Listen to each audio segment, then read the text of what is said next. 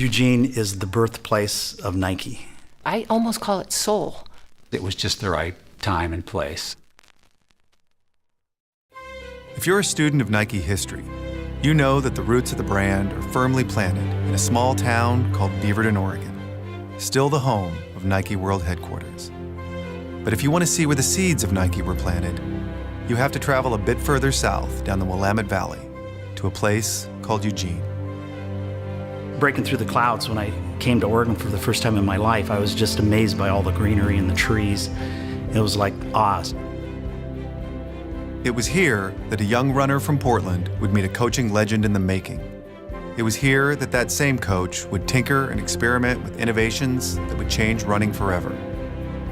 In Eugene, there's a simplicity. The simplicity is very much, I think, what Phil and Bill both personified, and that is authenticity. That is simplicity. That is, Bill standing with a stopwatch with Pre on the track. And it was here that those innovations would first find their way into the hands and onto the feet of athletes. So I went over to Hayward Field just to walk around the track and just look at the place, and I ended up sitting up in the stands for about 3 hours. I just kind of soaked it all in and just wondered why I got so lucky, but I just remember vowing at that point in time that I was going to do everything I can to not screw it up, that I was going to become the best I could. It was the furthest thing from glamorous, but everything we would grow to become was sown in Eugene. And looking back, it's clear we had everything we needed. A design department, a testing facility, a distribution system, and expert agents in the field. That contrast and those collisions create the spark of innovation. But what we had most were believers in what we were doing and in the idea that we could not only do it better than the competition, but do better by athletes in the process. So we opened a store, and then a brand new store, and then a new brand altogether.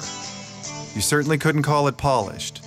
At times, you could barely call it professional.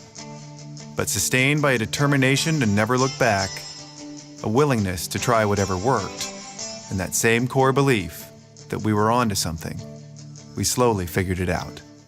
If there was one thing I would put my finger on that Nike is best at, is something that came from Eugene and came from Bill and Phil, and that is this really unique ability to tell stories and communicate. We got better, bolder, a little more sophisticated, and a lot more savvy. We were still a bunch of dreamers making more than our share of mistakes, but the mistakes were smarter and the dreams bigger. And then, after years of smarter and smarter mistakes, and yes, our share of genuine good ideas too, we looked up and noticed that something remarkable had happened. The seeds we'd planted in Eugene all those years ago had grown into something almost unrecognizable, and yet at its core, unmistakable. I think Eugene holds the same place for Nike that Bill did when Bill was alive. Telling Phil, it's not good enough. Do better. Take your time. Let's get it right. Something that over 4 decades ago was certainly beyond our imagination, but for the faithful who started it all in a place called Eugene, never quite beyond belief.